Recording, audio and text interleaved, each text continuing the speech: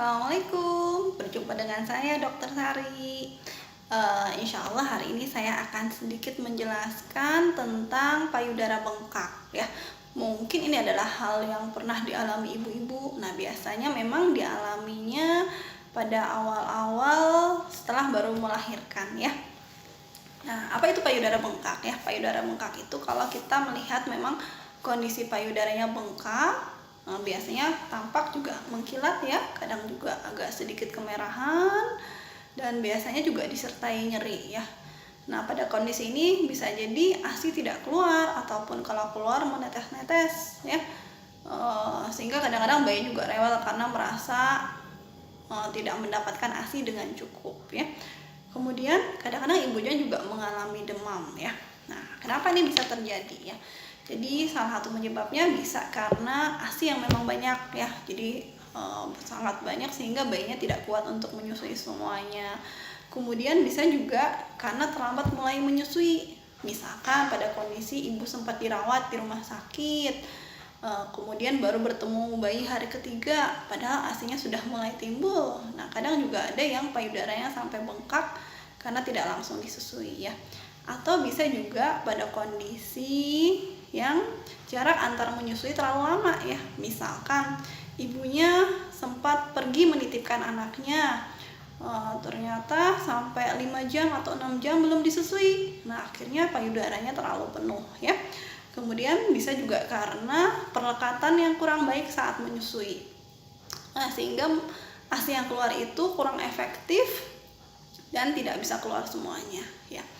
Nah, apa yang harus dilakukan bila itu terjadi? Nah, kalau misalkan bayinya bisa menyusu secara langsung, maka boleh disusui dulu ya. Tapi memang kadang-kadang kalau putingnya ternyata pendek, memang ada yang kesulitan untuk menyusu langsung karena payudaranya jadi tegang ya, tertarik sehingga putingnya makin pendek. Nah, kalau kondisi seperti itu bayi tidak kuat menyusu langsung, ASI-nya bisa dikeluarkan dulu atau diperah ya.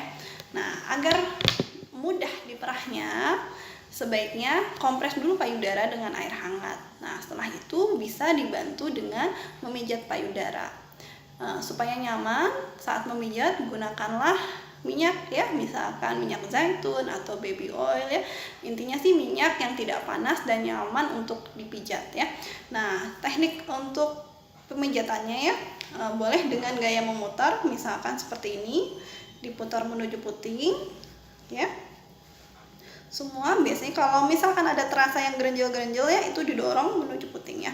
Kalau memerlukan pijatannya lebih kuat, bisa dengan dua tangan ya. Jadi misalkan yang satu untuk menahan payudara, yang satu menekan seperti ini ya. Atau kalau perlu lebih kuat lagi, kita gunakan kepalan tangan ya, didorong begini ya. Kalau perlu lebih kuat lagi ya. Jangan lupa tadi dikompres dulu dengan air hangat. Nah, setelah dipijat, boleh kita perah dulu ASI-nya ya, seperti yang pernah saya ajarkan ya. Jadi kalau untuk memerah ASI, yang kita tekan adalah batas antara bagian hitam dengan bagian kulit ya. Tangannya huruf C ya, menggunakan 2 jari saja.